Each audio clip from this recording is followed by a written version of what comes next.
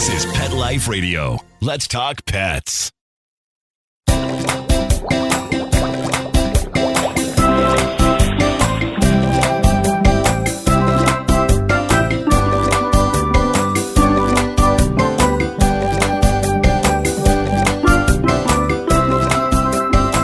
Welcome to Aquariumania on Pet Life Radio. I'm your host, Dr. Roy Anong, speaking to you from the University of Florida's Tropical Aquaculture Laboratory in Ruskin, Florida. Thanks for joining us. So your aquarium has been set up for a few years, and now it looks great, but then life throws some aquarium keeping challenges your way. Here are a few scenarios. You are moving and want to bring your 55-gallon aquarium. You have to leave home for a few weeks and aren't sure what to do about your fish. Power lines have just been cut because of bad weather and you don't have a generator. What do you do? My guest today is aquarium fish expert Bill Shields from 5D Tropical Incorporated and the Tampa Bay Aquarium Society. Bill has been through each of these potentially aquarium life-threatening scenarios and has helped numerous people keep their aquaria healthy and happy through similar stressful times. Need some pointers? Join us. We'll be right back, right after these messages. Stay tuned. Molly, here's your dinner. Zeus, that's not your food. Don't let that happen to your precious cat. Elevate your cat's eating experience with the Cat Tree Tray. The Cat Tree Tray keeps your cat's food off the floor and conveniently located on the cat tree. It's the perfect way to eat. It's a beautiful wrought iron tray that easily attaches to your cat tree and keeps dogs and other critters out of your cat's dish. A must for multi-pet households. There's a 6-inch tray for large bowls and a 4-inch tray for smaller bowls. Purchase your Cat Tree Tray today. Go right now to cattreetray.com. That's cattreetray.com. cattreetray.com.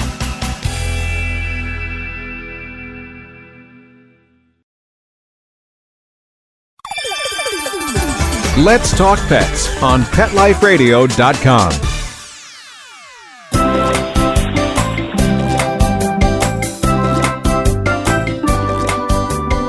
We're back, and my guest today is Bill Shields from 5D Tropical Incorporated to discuss fish logistics. Hey, Bill, thanks again for joining us. Hey, Dr. Roy, good to talk to you again. So, are you keeping the fish warm at 5D? We're getting a little cold these days. Yeah, we're getting blessed with that great white north winter weather, and it looks like it's coming back on Sunday. We were at 28 the other morning. So that's a little cold, but all our ponds are covered, and we run the water at night. What kind of temperature are you guys able to keep the fish at, or the ponds at? Hopefully we keep them in the high 60s. The water coming out of the ground runs 72 to 74 degrees. So we run a trickle in each pond, and that keeps a warm spot, and the fish gravitate to that. Plus, all the ponds are covered with hoops and plastic, so we get the radiant heat from the sun during the daytime.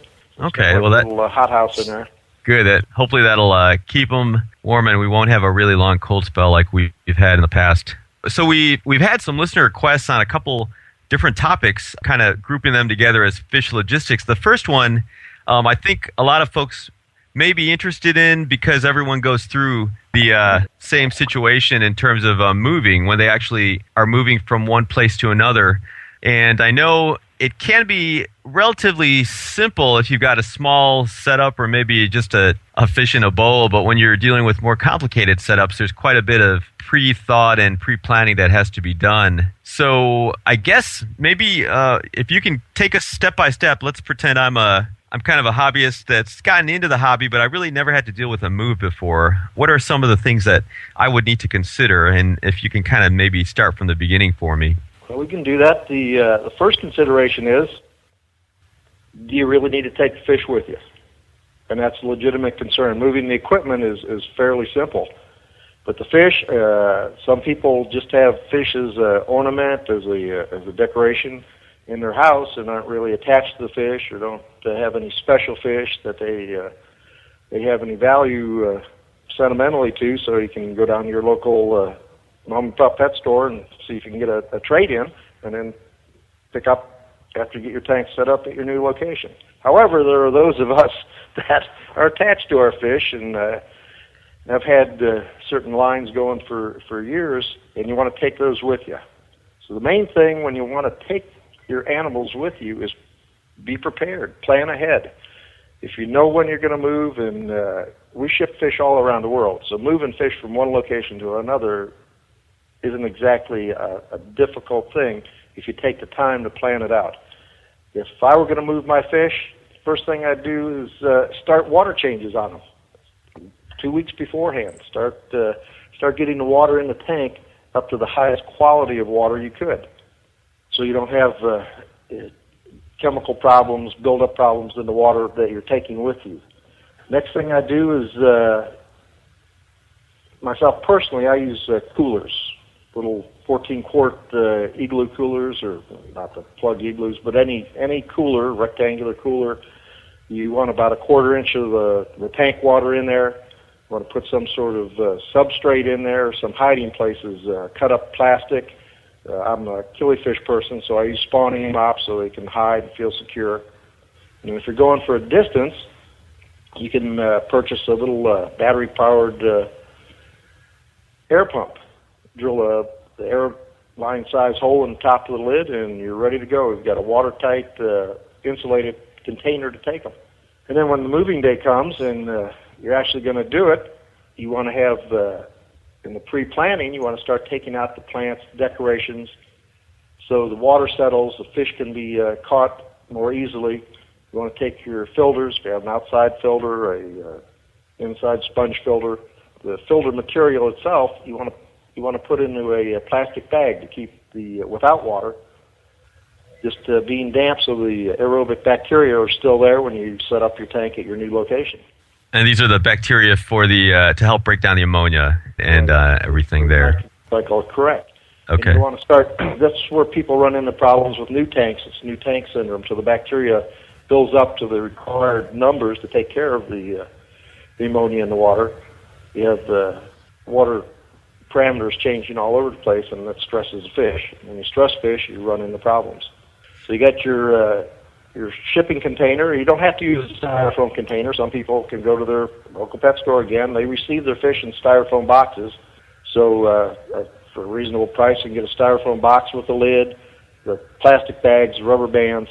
One big problem people have that I've seen is when they transport fish, whether it's from one location to another into their local aquarium society, they have this lingering thing where the fish need a lot of water. The fish just need enough water to cover them. They need the air above the water is what they need for the move. Once you're ready to move, you net your fish up, put them in the bags, grab the bag around the top so you lock in a big volume of air, tie it up either manually or with rubber bands, and you're good to go. Now, there are chemical products you can use, and I'm not a big proponent of putting chemicals in water, but there's poly pads, kind of expensive. It's a chemical absorbing, it looks like a filter pad that can be used in fresh and salt water, and it absorbs all the bad stuff out of the water. If it's absorbing ammonia, it turns brown. If it's copper, it turns blue. But they're available. If not, they can be purchased online. You also have a little cheaper and same principle, zeolite mineral, which absorbs the ammonia out of the water. You can put a teaspoonful in each bag to help. And that's just for fresh water, right? That's for freshwater. Now, I'm not a saltwater person. I have moved saltwater fish. The parameters are pretty much the same. With saltwater fish, you want to do the same things. You want to stop feeding them a couple days before the move. You want to make sure you take as much water with you as you can. You want your water to be good quality when they're in it, and so on. But no, I'm mainly a freshwater person. Sure. Yeah, I meant for the zeolite, because I know the zeolite has some issues with salt, right? Salt, right. Okay. And then another thing I found very helpful when we go on our collecting trips, and we're gone for 3-4 days at a time when we do the NAMFA collecting around the state. We go up to the Panhandle, and we're gone for a long weekend. A product called Bag Buddies. They have a mild sedative in there. I believe it's clove oil, which is a real mild sedative that helps calm the fish. And the calmer the fish are, the less stress there is, and the better they move. And at the other end, once you're set up and you have your location, you put your fish back in the tank, you want to have your water conditioner. You want to check the water parameters coming from your system. I'm pretty sure that most municipalities have chloramine in the water, so you want to get a proper chloramine remover and treat the water, and then put your fish in, and away you go. Again, once they're acclimating to their new location, I'd be slow to start feeding them again. Start on a minimal feeding regimen after the first or second day. And once they get used to their new surroundings, go back to normal. Now, if you've got a tank that's got a lot of decorations or substrate or planted tanks, what are maybe some little tweaks you have to do for more complicated aquaria? I know some people will try to maybe get rid of the water and put fish in these separate containers as you discussed, but then try to move the entire kind of setup too. Is that something you advocate, or what do you suggest for some of these more complicated setups? That depends on the individual and the size of the aquarium. If the aquarium's manageable and you can drain the water out of it down to the substrate, gravel level, it's probably better to do it like that. Cover even with the plants in. You can cover them with wet paper towels and wet newspaper so it doesn't dry out, and move it. Sometimes the tank's so big and so heavy that becomes an issue for breaking of the tank and breaking the backs and whatever. But then you can remove the gravel, put it in buckets, put it in plastic bags, pull the plants out, same thing, put them in plastic bags. As long as they don't need water, they just need to be damp.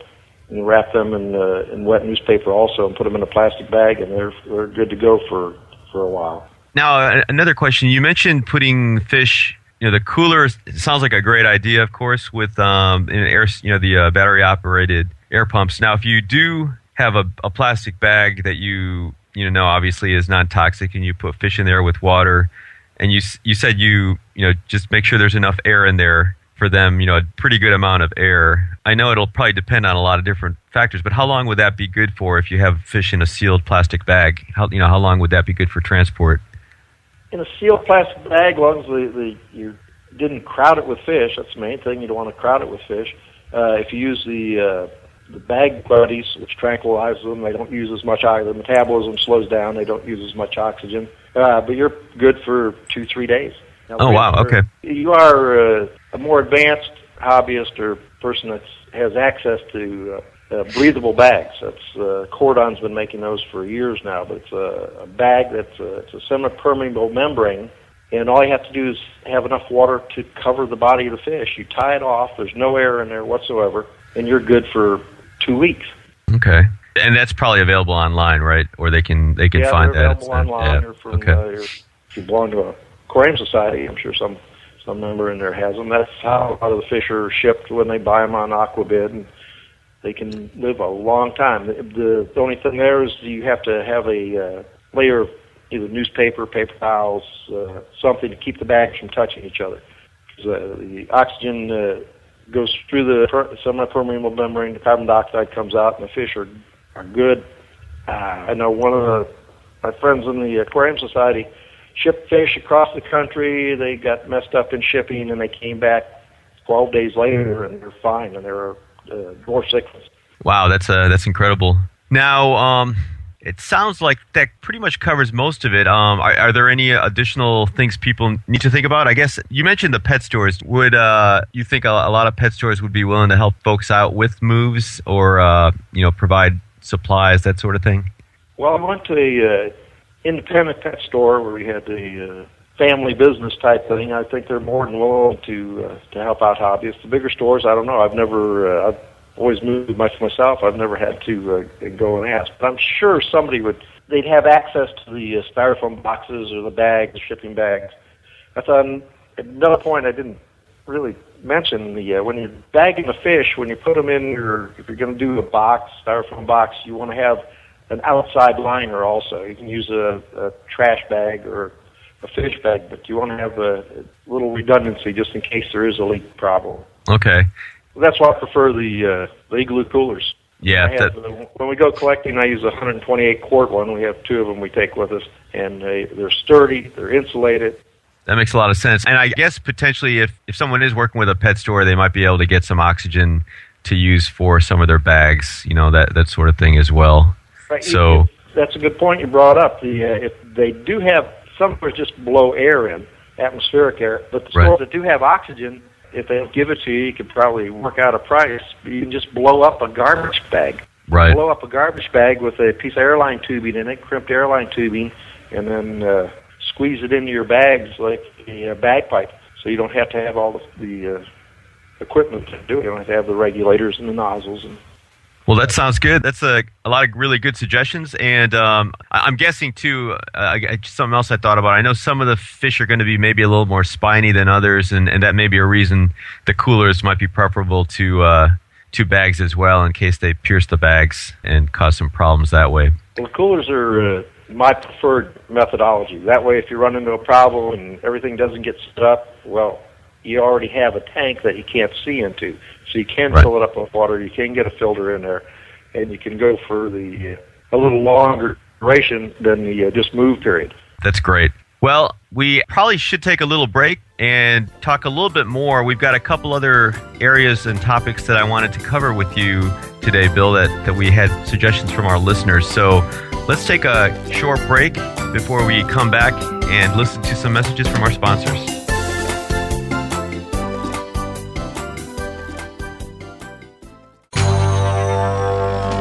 It's DesignerPetSweaters.com. Hand-knitted designer sweaters for your precious pup or cool cat. Beautiful couture patterns for your pets, including custom-knitted formal wear, casual wear, yachting, and even sports-themed. Many designer pet sweaters include feathered tammy hats, top hats, and a lot of sparkle. Each sweater includes leg loops, front paw sleeves, and leash opening. Visit DesignerPetSweaters.com to order your four-legged fashions today. Your pets will stay warm for the winter and be runway ready. Large or small, we fit them all. DesignerPetSweaters.com. Let's talk pets Let's talk pets on Pet Life Radio. Pet Life Radio. PetLifeRadio.com.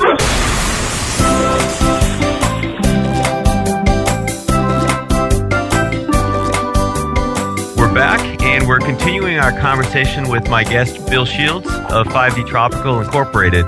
So, Bill, you gave us some great suggestions on considerations for moving fish when you're either just moving fish from one area to another, maybe that you've collected, or whether you're moving fish, a whole fish aquarium from one house or home to another. And I think hopefully people will be able to use some of those tips in their own moves. A couple other suggestions or questions people had, some of our listeners were, I guess, taking care of fish. The first was taking care of fish when you go away on vacation. And I assume obviously some of this will depend on how long you're away and, access to people that can help you, that sort of thing. But let's say you, starting with scenarios where you maybe don't have anyone that you know immediately going to get to help you or that you trust. And so you're kind of on your own and you've got to let the fish sort of do the best they can. What are some kind of minimal things that can be done when you're going to be away for a while? Well, once again, preparedness, a little forethought into it. So when you know you're going somewhere, go ahead and get your water changes caught up. So when you're leaving, the fish are in the optimal water conditions. And you might want to increase the feeding a little before, not overfeeding, of course. That's the biggest killer of tropical fish, I believe. People feeling they need to feed them all the time. Get your fish primed up, and you're probably good for 2 weeks without having to worry about the fish being taken care of. I've had fish killed by having somebody take care of them that was compelled to feed a little too much, and the water parameters go down, and then you have dead fish when you return. That makes a lot of sense, and you're right. And I think if the people, one of the concerns obviously is if you have someone who's really not in tune with your kind of standard operating procedures or how often you're feeding, they may not have a good idea. So they may tend to overfeed, or even if you tell them what to do, they may feel a little anxious and not realize that it is really easy to overfeed. And definitely the water change suggestion makes a lot of sense as well. You definitely want to make sure things are as good as possible before. Now, maybe just to reiterate, when you say increase feeding but not overfeed, what would be kind of a rule of thumb, or how can people sort of gauge that? Well, if you have a store that has an availability of live foods, now would be a good time to put them in, especially the organisms that'll live, the blackworms, the daphnia, that'll live in fresh water for a time period. So you can go ahead and feed them up prior to leaving, and then give them a a good dose the day you leave, and then there'll be some live organisms in the tank for them to graze on. And the fish really don't need, unless you're breeding fish and trying to get them in breeding condition, they really don't need to be eating every day, 2-3 times a day. Here at work, we breed fish 12 months out of the year, 52 weeks we're breeding fish, so we always want them in prime breeding condition. So my breeders are fed 5 times a day. My fish at the house that I also breed, but I'm not breeding in actual quantities, they get fed twice. Twice a day? Twice a day. Right, okay, gotcha. And if I go somewhere with my fish, and I have a lot of pretty unique fish, I just do my water changes, and they're on their own. I have a lady come in and take care of our dogs and cats and the birds. The fish, don't touch the fish. Do no harm. Hippocratic method. You bring that up again, and yeah, I think you are right, though. It is. I've known people that have told me stories where they have people come and the people that are trying to help them just really go crazy with food or maybe, a little bit too much of something, and then it just ends up killing the whole tank. So, that's definitely good advice. Now, what do you think of those automatic feeders? Those are around in stores. Do you like those? Do you consider them a good idea? If you were really twinged with having to feed your fish, or if you had big cichlids or some fish that could get a little aggressive to its tank mates, I think they're a great idea. I've never used them in my own hobby, but we have used them at work. They have adult feeders, and yeah, they're very good. I'd set it for every second or third day because they're all adjustable. I imagine they're when I first got introduced to them, they're all just mechanical ones, but now I imagine they're all digital. I'd set it for every other day or every third day feeding. What about lighting? Should that be on a timer? Should it be on a timer anyway? Is that something to worry about? Preferably, the lighting should be on a timer. Okay. I mean, if you don't have live plants in the tank, you're probably going to have an algae problem if you're leaving the light on constantly. But while you're away, I'd even reduce the amount of lighting, maybe 5-6 hours a day. And if you have good enough ambient room lighting, you really don't even need that. That just puts the fish into a natural diurnal nocturnal cycle. Okay. Any other thoughts on being away? I know people may want to, especially, and we'll talk a little bit more about our next topic is going to be power outages, but if they're living in cold climates and they want to maybe reduce their costs, heating costs, they may drop their temperatures a bit. I guess that should be okay as long as they have a heater in the tank that they know is working properly, right? Correct. Yeah, you can even reduce the heat of the tank as long as you do it gradually and don't get below the minimum for the fish. That slows down their metabolism, and so they don't need to eat as much. Any other final thoughts on taking care of fish when you go away on vacation? Well, once again, if you belong to a local aquarium society and had another competent aquarist, you could give them the keys to the house and they could come over and all the problems would be mute because they'd be doing an excellent job for you. But everybody doesn't have that advantage, so get them ready before you go, do your water changes, get them fattened up a little bit, and you're good to go. That's another great suggestion. Again, plug for local aquarium societies. I do agree with you. You get a lot of good information and camaraderie from these. So hopefully folks out there that are aware of local aquarium societies, you guys hopefully will get involved with them as well. So our final topic for today is power outages. And I think it's kind of getting to that time of year when, especially up north, we hear all the time about people that are losing power because of ice or sleet or snow knocking over power lines. We obviously have problems with power outages here in Florida when we've had major storms or hurricane events. What are some considerations for power outages then for folks that want to try to do some preparation in case they know something may be coming? Well, of course, the obvious answer would be have a generator ready so you can just switch over and plug all your stuff in. But everybody doesn't have that option.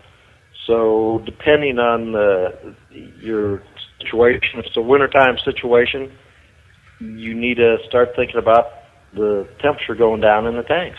And you can hit critical temperatures inside if there's no heat. An option is to boil water and put water in a container and float it in the tank. Another option is styrofoam sheeting. I've done this myself in my garage at the house to help in the winter times, even though we don't have real severe winters here in Florida. To cut down on the electric. I don't need to see all the fish constantly, so I styrofoam the tank like you're making a styrofoam box, and that helps hold the heat in. And with the additional heating being put in, it makes it last longer. There's also heat packs. You can use heat packs. They have to be in a container, not in the water, but in a container that is in the water, and they can help maintain the temperature. And the opposite is true down here when we have the hurricanes and it gets too hot. Sometimes the temperatures in the tank, depending on the crowding of the fish, the water becomes too hot, there's not enough oxygen.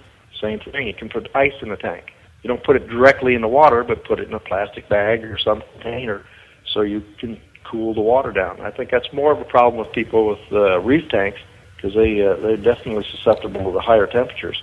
But if you plan ahead and you have a couple of jugs of ice frozen in your freezer, you can prolong the temperature until they get the power back on. That's good. Now, I guess the obvious other potential issue is going to be with oxygen, right? So what are some suggestions for air and oxygen? Well, once again, if you go collecting all the time, you have your little battery, or fishing. Fishermen use them all the time for their minnows, live bait. You have a battery-powered air pump, and they're available. I mean, from Walmart, and they're very inexpensive. And the new ones, I've had them run just a D battery 4 days. They're not a big volume pump. You got to put it down in the water column until you hit back pressure, and then back it off so you get some movement. But they're great. No, that's a great idea. And so, what about like feeding at this time when you have this? I guess it sounds like you'd probably be suggesting not to feed then. No, if there's any adversities at all coming to the tank, quit feeding. That's you're only compounding the problems. If the fish are being stressed because of high or low temperature, they're not going to eat anyhow, and the food's just going to rot in the bottom of the tank. And at that point in time, you're not in a position to start doing water changes. So it's best just not to feed them. Okay. So are there any other things that folks maybe would need to think about? It looks like you did a great job covering the temperature issues and air or oxygen issues. Just simple products. Be prepared.